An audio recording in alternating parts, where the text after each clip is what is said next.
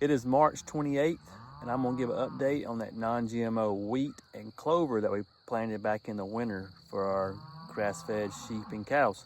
If you haven't seen that video, I'll put the link here. You can go back and check it out for the reasoning behind it. But what we have here is wheat. Look how lush that is. Now, the reason we did it served its purpose. We planted it, we was able to get a rotation in during the winter, which we haven't been able to do in the past.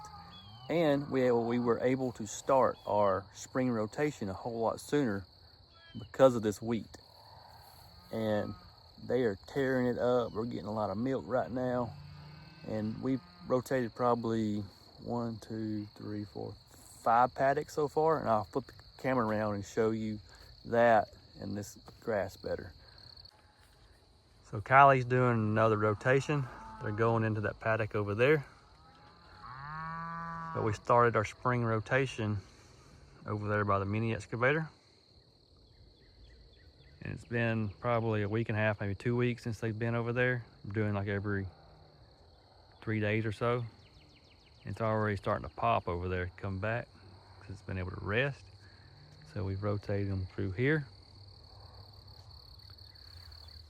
And they're going to the pond. And the next, they're coming over here.